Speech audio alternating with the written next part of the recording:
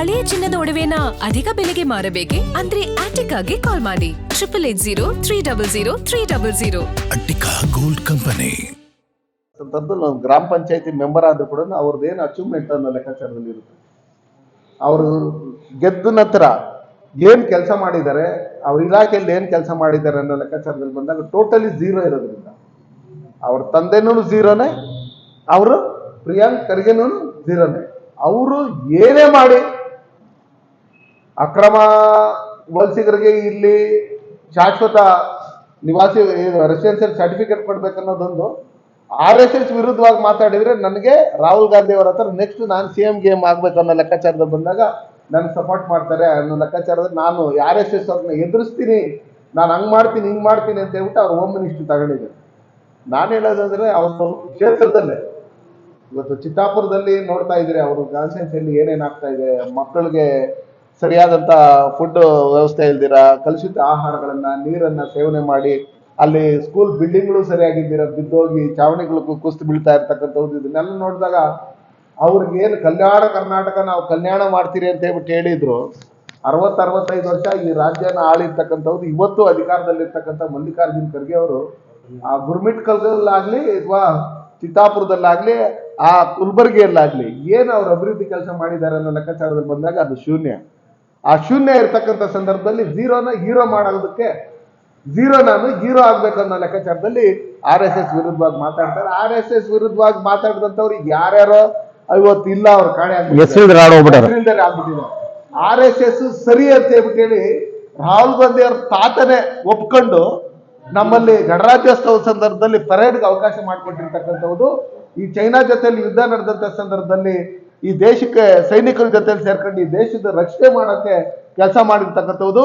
ಇವತ್ತು ಕೇರಳದಲ್ಲಿ ಅಲ್ಲಿ ಇಲ್ಲಿ ಮಣ್ಣು ಕುಸಿತ ಇನ್ನೊಂದು ಮತ್ತೊಂದು ಆಗದಂತ ಸ್ಥಾನ ವಯನಾಡಲ್ಲಿ ಇವತ್ತು ಅವ್ರನ್ನ ರಕ್ಷಣಾ ಕಾರ್ಯ ಮಾಡ್ತಾ ಇರ್ತಕ್ಕಂಥದ್ದು RSS ಅವರೇ. RSS ಅವರು ಈ ದೇಶಕ್ಕೋಸ್ಕರ, ಈ ನೆಲಕ್ಕೋಸ್ಕರ, ಈ ಧರ್ಮಕ್ಕೋಸ್ಕರನೇ ಇರ್ತಕ್ಕಂಥದ್ದು. ಅದಕ್ಕೋಸ್ಕರ ಅದ್ರ ಮೇಲೆ ಯಾವುದೇ ಕಾರಣಕ್ಕೂ ರಾಹುಲ್ ಗಾಂಧಿ ಅವರಾಗ್ಲಿ ಪ್ರಿಯಾಂಕ್ ಅವರಾಗ್ಲಿ ಯಾರನ್ನು, ಯಾಕಂದ್ರೆ ಅವ್ರು DK ಶಿವಕುಮಾರ್ RSS ವಿರುದ್ಧವಾಗಿ ಮಾತಾಡಲ್ಲ. ಇವತ್ತು RSS ವಿರುದ್ಧವಾಗಿ ಮಾತಾಡ್ತಾ ಇದ್ರು ಅನ್ನೋ ಒಂದೇ ಒಂದು ಕಾರಣಕ್ಕೋಸ್ಕರ BK ಹರಿಪ್ರಸಾದ್ ಅವ್ರನ್ನ KPCC ಅಧ್ಯಕ್ಷ ಮಾಡಿರೋದು. ಅವ್ರು ಗುಜರಾತ್ ಇನ್ಚಾರ್ಜ್ ಆಗ್ಬಿಟ್ಟು ಅಲ್ಲಿ ಏನು ಕಿಸಿಯಾಗಿಲ್ಲ ಅಂತ ಹೇಳ್ಬಿಟ್ಟು ಹೇಳಿ ವಾಪಸ್ ಬಂದಿರ್ತಕ್ಕಂಥವ್ರು ನಾವು ನೋಡಿದೀರಿ. ಅವ್ರು ಯಾವ್ದು ವೋಟ್ ಹಾಕ್ಸ್ಕೊಂಡು ಗೆದ್ದಿರ್ತಕ್ಕಂಥ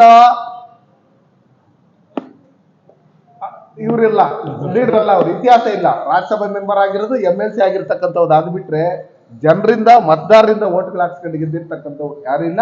ಪ್ರಿಯಾಂಕ್ ಖರ್ಗೆ ನಮಗೆ ಪ್ರದೀಪ್ ಈಶ್ವರ್ ನೋಡ್ತಾ ಇದ್ದೀರಲ್ಲ, ಅದೇ ತರ ಅವ್ರನ್ನ ನೋಡ್ಬೋದು ಮುಂದೆ. ಅಷ್ಟೇ ನೀವ್ ಏನ್ ಮಾತಾಡ್ತಾ ಇದ್ರಿ, ಏನ್ ಕೆಲಸ ಮಾಡ್ತಾ ಇದ್ರಿ, ನಿಮ್ಮ ಕಾನ್ಸ್ಟಿಟ್ಯೂನ್ಸಿಯಲ್ಲಿ ಏನ್ ನಡೀತಾ ಇದೆ, ಏನು ಎತ್ತ ಅಂತ ಹೇಳಿ ಎಲ್ಲ ರಾಜ್ಯದಲ್ಲಿ ಎಲ್ಲರಿಗೂ ಗೊತ್ತು. ಹುಚ್ಚ ವೆಂಕಟ್ ಅಂತ ಹೇಳ್ಬಿಟ್ಟು ಹೇಳಿ ನಾವೇನು ಪ್ರದೀಪ್ ಈಶ್ವರ್ಗೆ ಹೆಸರಿಟ್ಟಿದ್ರಿ ಸೆಕೆಂಡ್ ಅಂತ ಹೇಳಿ, ಈಗ ನೋಡ್ತಾ ಇದ್ದಾಗ ಕಾಮಿಡಿ ಪೀಸ್ ಆಗ್ಬಿಟ್ಟಿದ್ದಾರೆ ಪ್ರಿಯಾಂಕ್ ಖರ್ಗೆ ಅವರು. ಹಂಗಿರ್ತಕ್ಕಂಥ ಸಂದರ್ಭದಲ್ಲಿ ದಯವಿಟ್ಟು ನೀವು ಚುನಾವಣೆಯಲ್ಲಿ ನಮ್ಮ ರಾಜ್ಯದಲ್ಲಿ ಇರ್ತಕ್ಕಂಥವ್ರನ್ನ ಬೇರೆ ನಮ್ಮ ದೇಶದಲ್ಲಿ ಇರ್ತಕ್ಕಂಥವ್ರು ಬಂದಿರ್ತಕ್ಕಂಥವ್ರು ಸೂಕ್ತವಾದಂತ ದಾಖಲಾತಿಗಳು ಇಸ್ಕೊಂಡು ನೀವು ಯಾರಿಗಾದ್ರೂ ನಿವಾಸ ಪತ್ರ ಅವ್ರು ಇಲ್ಲಿ ಇರ್ತೀರ ಅನ್ನೋದಾದ್ರೂ ಕೊಡಿ, ನಮ್ದೇನು ಅಭ್ಯಂತರ ಇಲ್ಲ ದಾಖಲಾತಿ ಇಸ್ಕೊಂಡು. ಆದ್ರೆ ಅಕ್ರಮ ವಲಸಿಗರು ಯಾರಿದ್ದಾರೆ ಈ ದೇಶದಿಂದ ಬೇರೆ ಕಡೆಯಿಂದ ಬಂದಿರ್ತಕ್ಕಂಥವ್ರು ಅಂತವ್ರು ಕೊಟ್ರೆ ಇದು ಸರಿ ಇರಲ್ಲ.